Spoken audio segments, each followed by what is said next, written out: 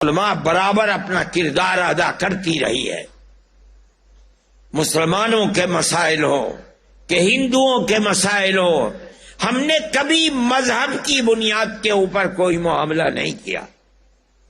ہم ہر ہندوستانی کی جمعیت علماء ہر محاذ پر مدد کرنے کے لیے ہر وقت تیار رہی ہے اور مدد کرتی رہی ہے، یہاں تک کہ کانگریس کا دور اقتدار ختم ہو گیا. ہم کہتے تھے کہ جو لوگ گاندھی کیپ پہن کر اور گاڑھا کھدر اپنے جسم پر لگا کر اپنے آپ کو کانگریسی کہتے ہیں، یہ کانگریسی نہیں ہے. ان کے دل فرقہ پرستی میں سیاہ ہے. ہماری اس بات کو قبول ہی نہیں کرتا تھا. لیکن جیسے کانگریس کی اقتدار کی فائل بند ہوئی، ایک ایک کر کے کانگریس چھوڑ کر بی جے پی کے اندر داخل ہو گئے. جن لوگوں کو انگلی پکڑ کر سیاسی پلیٹ فارم پر چلانا کانگریس نے سکھایا، جن کو دودھ پلا کر کانگریس نے سیاسی شخصیت بنایا، وہ سب کے سب بے غیرت لوگ اسی دن جس دن اقتدار نے کروٹ لی کانگریس چھوڑ کر کے بی جے پی کے اندر جا کر کھڑے ہو گئے. ایسا لگتا تھا کہ نہرو فیملی کے سوا نظریاتی اعتبار سے ملک میں کوئی کانگریسی نہیں ہے. یہ اسی لچکدار پالیسی کا نتیجہ ہے. اگر وہ پالیسی لچکدار نہ ہوتی فرقہ پرستی کے ناک میں نکیل ڈالنے کے لیے، تو کانگریس کو یہ دن نہ بھگتنا پڑتا. لیکن ایسا ہی ہوا. میرے بھائی، میں مختصر بات کہتا ہوں، وقت کم رہ گیا ہے.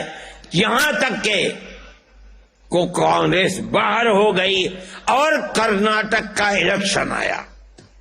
کرناٹک کا پورا الیکشن مسلم نفرت کے اوپر مبنی ہے.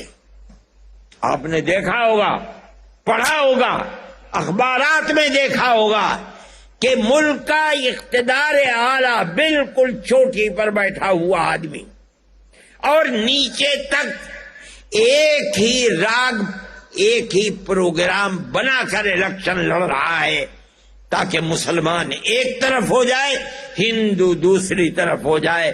ہندو کا ووٹ ہمیں ملے، ہمیں مسلمان کے ووٹ کی ضرورت نہیں ہے. جمعیت علماء دیکھ رہی تھی، ورکرز جمعیت علماء کے اپنا کام کر رہے تھے.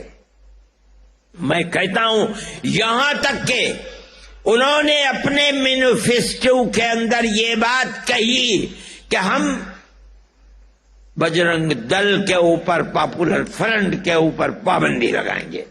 ہمیں کوئی فکر نہیں کہ پاپولر فرنٹ کا، پاپولر فرنٹ عمل نہیں ہے، رد عمل ہے. اگر بجرنگ دل کی مسلم دشمن پالیسی نہ ہوتی، پاپولر فرنٹ جنم نہ لیتا. آپ بجرنگ دل کے اوپر پابندی لگائیے، ہمیں کوئی افسوس نہیں ہے. 100 پاپولر فرنٹ کے اوپر پابندی لگا دیجیے، ملک میں امن تو قائم رہے. انہوں نے کہا، لوگ یہ کہتے رہے کہ برا کیا، برا کیا، الیکشن پر اثر پڑے گا. ہم تو خاموش تھے، ہم نے نہیں کہا.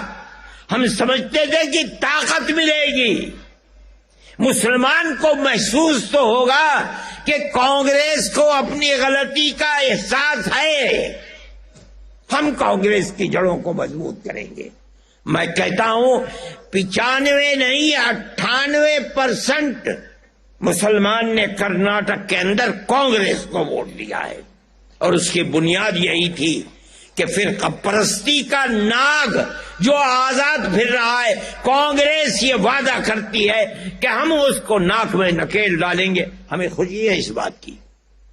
اس کا تصور نہیں ہوتا تھا کہ کانگریس اس قوت کے ساتھ آگے آئے گی. ہم اس چیز کو مانتے ہیں کہ ہندوستان میں کہیں بھی الیکشن ہو، جو بربادی ہندوستان کے اندر آ رہی ہے، اس بربادی کا تنہا سبب فرقہ پرست ذہنیت ہے. آج جو لوگ کرسی اقتدار پر بیٹھے ہیں وہ یہ سمجھتے ہیں کہ ہمارے اقتدار کی حفاظت صرف اور صرف فرقہ پرستی کی بنیاد پر ہوگی، تاکہ ہم ہندو اور مسلمان کے ووٹ کو تقسیم کر دیں۔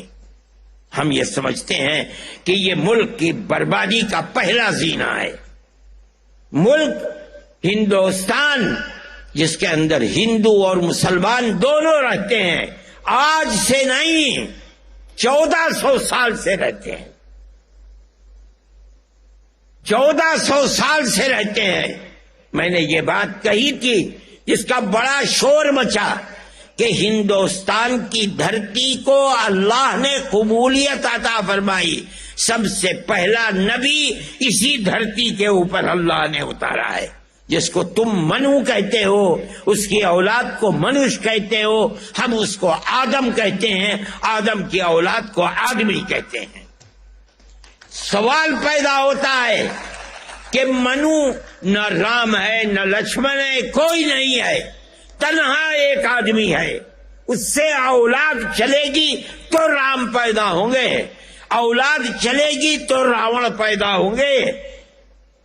ابھی اولاد ہی نہیں چلی ہے، سوال ہے کہ وہ ایک آدمی کس کی عبادت کرتا تھا؟ کوئی نہیں بتا سکتا۔ ہمارے پاس اللہ کی کتاب قرآن ہے، وہ ایک اللہ یعنی ایک اوم کی عبادت کرتا تھا۔ نیشنل آئیکن ایوارڈز کی جو نامانکن ہے وہ دوبارہ سے 2023 کے لیے شروع ہو چکے ہیں۔ یدی آپ ڈاکٹر ہیں، ٹیچر ہیں، کہیں ہیلتھ کیئر اسٹاف ہیں، یا پھر آپ صفائی کرمی ہیں، بہت ساری کیٹیگریز ہیں جو نیشنل آئیکن ایوارڈز میں آپ کو ملیں گے۔ نامانکن بھرنے کے لیے آپ اسکرین پہ دیے گئے نمبر پہ بھی کال کر سکتے ہیں، یا پھر hindustannewsnetwork.in پہ جا کے اپنا نامانکن بھر سکتے ہیں۔ تو جلد ہی نامانکن بھریے، کیونکہ نامانکن کی انتم تتھی 15 جون 2023 ہے۔